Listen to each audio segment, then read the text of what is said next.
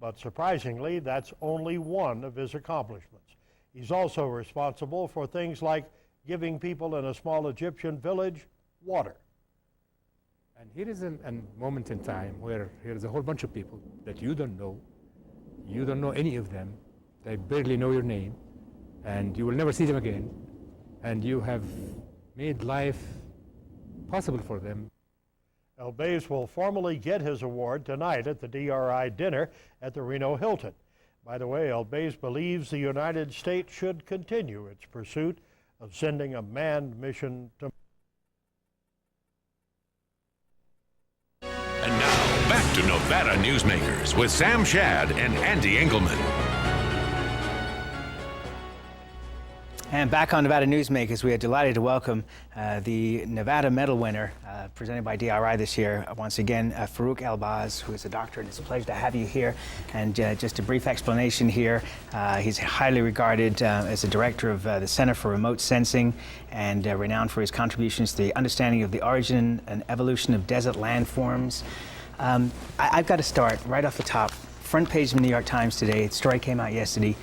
Images from the Hubble telescope revealed the deepest glance into the universe back in time to be within a stone's throw of the Big Bang itself. That has got to be the most astonishing story, perhaps in our lifetime.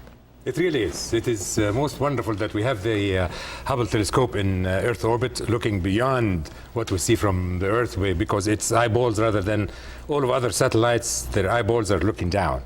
But the Hubble is looking up and expanding our view of the universe. And now we see to the edge of the universe, where we see to the very beginnings of the formation of the universe, including our solar system.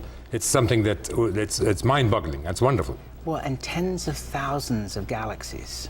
No, billions and billions. And each galaxy may have billions of stars. The numbers are vast. How do you accept, I can't accept numbers that large. Well, it really is very difficult to perceive all of that. And even when we looked at any planetary body by itself, when we started looking at the moon and counted the craters that came from impact by meteorites, the numbers are mind-boggling. You go to Mars and you do the same thing, and the numbers are also mind-boggling. How many meteorites could have been to form all of these craters in all of these planetary bodies? So the numbers in the universe are really beyond the comprehension of us mortal human beings. Well, you're not mortal human being. You need to pay homage and explain to Trekkies why this man's name is familiar. Okay, well, not only was he featured in the Tom Hanks show From the Earth to the Moon on HBO, but also there was a shuttle in Star Trek The Next Generation that actually had your name on it, correct? That's right. How did you find out about it? And it's wonderful. I was really actually in my office, and a graduate student of mine said, did you see Star Trek The Next Generation? I said, no. He said, well, they have something with your name on it, and they write it exactly the same way with EL and hyphen BAZ. And then he smiled and laughed, and I thought he was joking. And then a friend of mine from NASA calls me up the same day, and he says, hey, Farouk, now you can get all of the books and all of the papers you've been slaving over and throw them out the window. I said, what are you talking about? He said, I'm telling you, man, get all of this stuff that you're working on and throw it out in the trash. You've made it. I said, what do you mean? He said, your name is on Star Trek. and the story of how it came, it's really fantastic too. Because during the Apollo years in 1971, there was a camera crew that came to photograph us training the astronauts. And they were with us for 3 days. There was a cameraman, a lightsman, and the soundman. The soundman was a little short kid who was very delightful and very interested in the lunar features, and kept on, every time we stopped, he would ask me about the features of the moon, and I explained it to him. And that year I had published a book on lunar surface features. I gave him a copy because he was interested, and autographed it. This man, life became good to him, and he became executive producer of Star Trek: Next Generation. And he named it. That's right. I want to ask a question about inner space. Yes. Okay. We live in a desert area here in Nevada. Of course, you're in Boston, which has a ton of water, so, you know. But I know that in ancient times, the city of Masada survived on 16 days of rain, mostly by filling the large jugs and portioning out the water. What is that what we in arid climates are going to need to do one of these days in order to survive? Do we have any way of finding water underneath our deserts here? Even though I live in Boston, I hail from Egypt, and Egypt is in the driest place on earth. And the dryness of the deserts of today is something peculiar that happens once in a while. all of these dry lands in the world, the Sahara, the Arabian desert, the Taklamakan of China, all of these deserts were not as dry as they are today only 5,000 years ago. Between 5,000 years ago and 11,000 years ago, they were absolutely wet. Well, wet climates prevailed. There were lakes, rivers, and there was a savanna-like environment. There were animals all over the place, and man roamed the terrain. So it was really different. And before that, that was a dry cycle.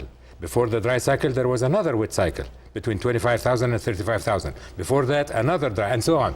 So these are cycles, in natural cycles, dry and wet and dry and wet. So we, in desert areas, look forward to a wet cycle coming in the future. Do we know when that's coming?